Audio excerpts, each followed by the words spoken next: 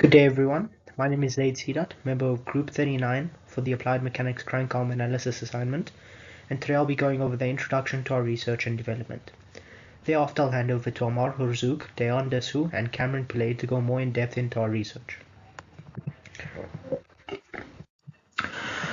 Starting off with a brief overview, we can see the general outlines of our research, which cover things such as crank arm dimensions and load cases, stress calculations, moment calculations, a visual representation of the stresses, material selections, etc. To contextualize our research, let's go over some key points. Firstly, a crank arm connects the pedals of a bicycle to the chain rings, transmitting power from the rider's legs to the drivetrain of the bike. Our chosen cycling discipline is road cycling, and the objective of our research is to understand and calculate the stresses acting on a road cycling bike to design and develop a new and improved crank arm. From a physical aspect, sprinting and climbing requires peak force output, and the design crank arm must be lightweight for speed and strength optimization, while also being strong enough to resist the stresses experienced. Going over our assumptions, we have assumed that the typical loading which the crank arm will experience is 100 newtons, and the worst case loading will be 323.23 newtons. The length of the crank arm is also assumed to be 0.1725 meters. Here we'll have a look at our free body diagrams, which are used to analyze the moments acting on the crank arm at different angles. The axes and forces applied are clearly labeled, and the green rectangle, which represents the crank arm, can be seen to move from 0 to 45 to 90, as well as 180 and 270 degrees. Next, we move into the moment calculations for the crank arm. The formula used was the force multiplied by the length of the crank arm multiplied by the sine of the angle that the crank arm was at. Using a crank arm length of 0.1725 meters, which through research was found to be the average length of a road bike crank arm, we calculated the moments at various angles for both typical loading, 100 newtons, and worst case loading, 323.73 newtons. For example, at 45 degrees, the moment was calculated to be 12.19 newton meters under typical loading and 39.49 newton meters under worst case conditions. The directions of the force upwards or downwards also vary depending on the crank angle, as shown in the table. On slide 8, the graphs give us a visual representation of these results. It can be seen that the maximum moments occur at 0 degrees and 180 degrees, where the rider is pushing down the hardest on the pedals. At 90 degrees and 270 degrees, the moment drops to 0 because the crank arm is vertical and no tangential force is applied. This confirms that the crank arm experiences its peak loads during horizontal pedaling positions. Next, we are introduced to the mechanical stresses acting on the crank arm. These are torsional stress, axial stress, transverse stress, bending, and bending stress. The respective formulas were applied to calculate these stresses. Each value was computed using consistent cross-sectional assumptions of an outer height of 35 mm, inner height of 31 mm, outer width of 25 mm, and an inner width of 21 mm. The results are summarized in the tables for clarity across the different crank angles, and graphs are given to visually represent the stress versus angle. These graphs highlight how torsional and bending stress dominate, especially at 0 degrees and 180 degrees, where the loading is the highest. These insights are essential for building and improving a design, ensuring the crank arm withstands peak forces during real-world cycling conditions. The crank arm experiences different types of stress at specific angles during pedaling. Bending stress peaks at 0 and 180 degrees, with the highest force at the crank's fixed point, where bending moments are greatest.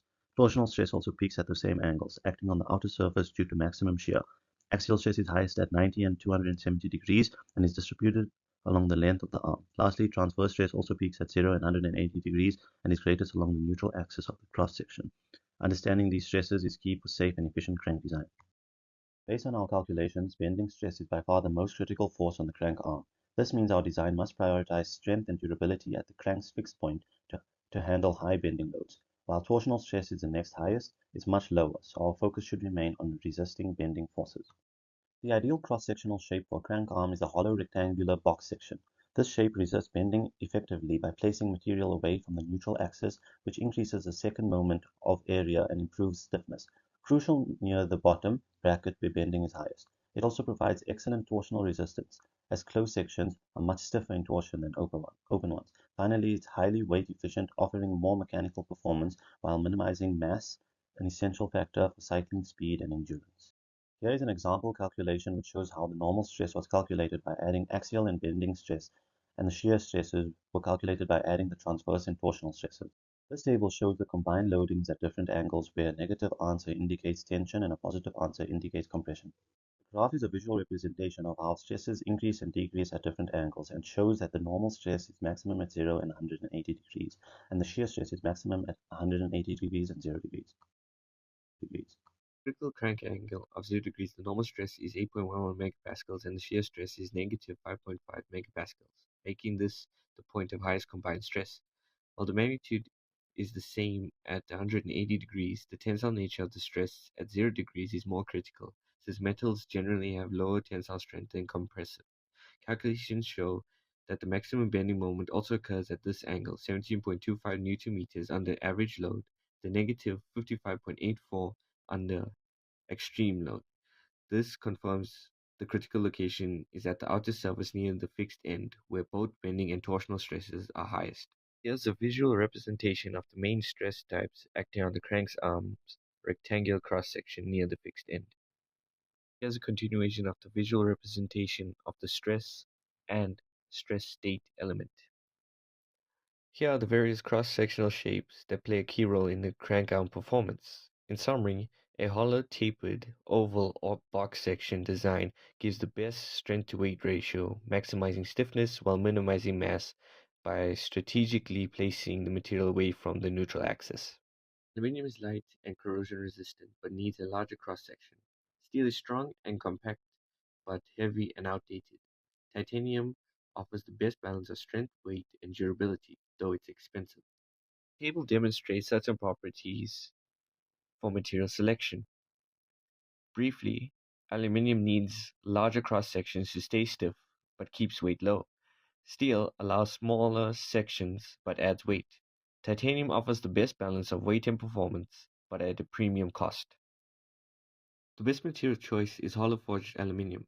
It offers the ideal balance of strength to weight at a reasonable cost. The hollow design maximizes stiffness through a high area of moment of inertia, while forging enhances fatigue resistance. It's far cheaper than titanium and much lighter than steel, easy to machine and finish, and widely used in top-tier cranksets.